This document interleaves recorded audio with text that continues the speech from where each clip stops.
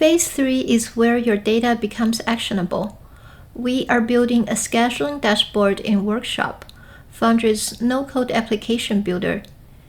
This dashboard will let dispatchers see properties on the left, view filtered maintenance jobs in the center, and select technicians on the right.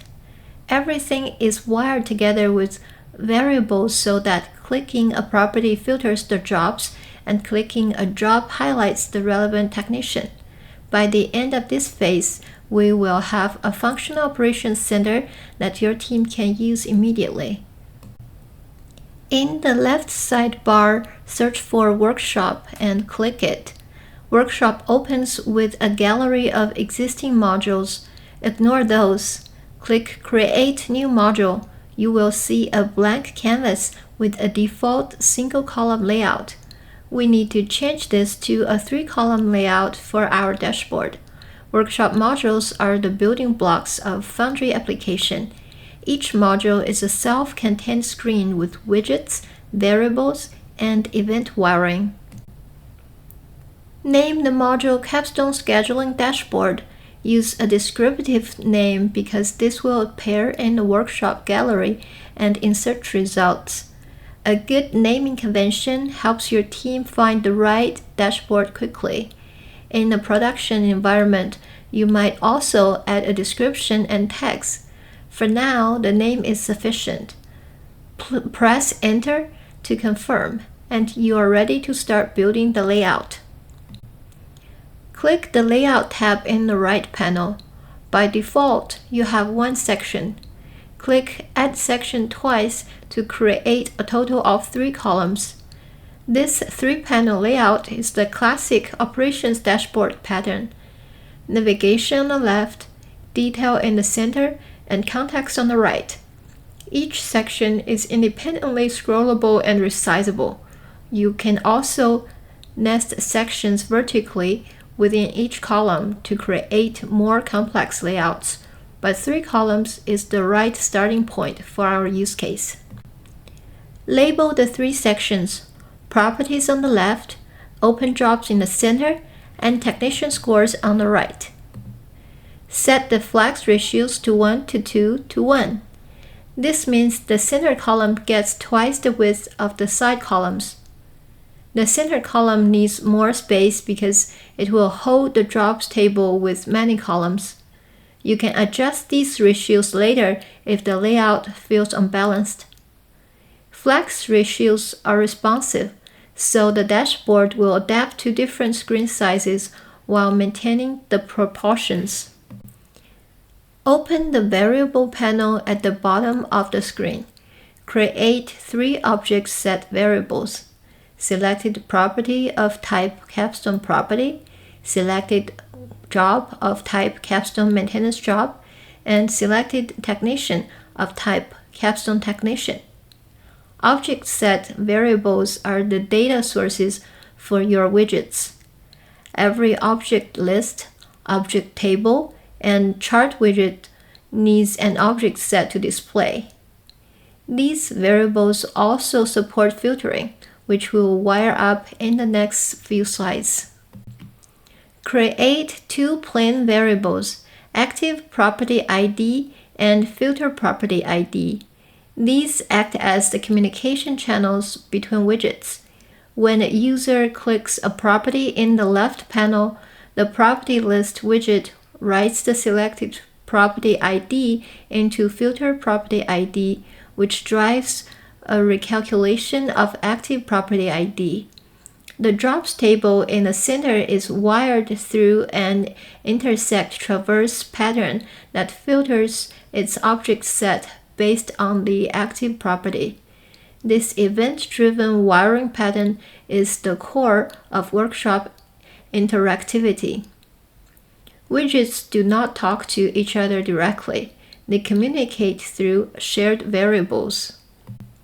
Drag an object list widget into the left column, then its backing object set to selected property. Configure the display to show the street address as the title and dwelling type as the subtitle. Enable active selection mode. This means clicking a property highlights it and stores the selection. The Object List widget is ideal for navigation panels because it provides a clean, scrollable list with built-in search and selection behavior. Your users will click a property here to filter the jobs in the center.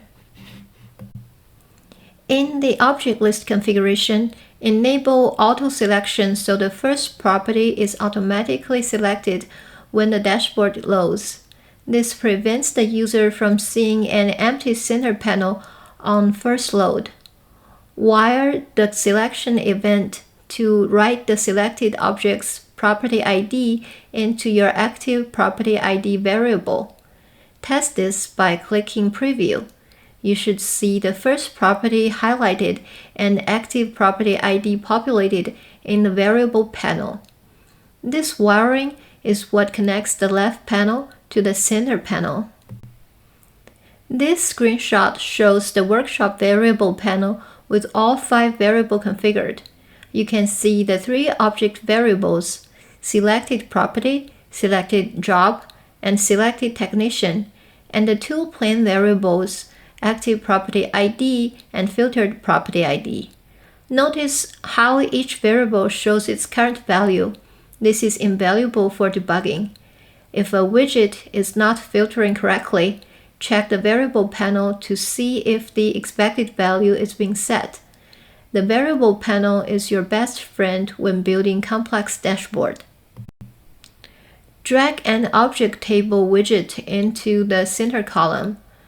Set its backing object set to selected job. Configure the visible columns: job ID, category, priority, status, scheduled start time, and total charge. Set the default sort to priority and scheduled start time, so emergency and high jobs appear first. The object table provides sorting, filtering, and pagination out of the box, but right now it shows all 50 jobs. We need to wire it to filter by the selected property, which we will do next. This is the most important wiring setup. Edit the selected job variable and add a filter. Intersect with a link traversal from the active property.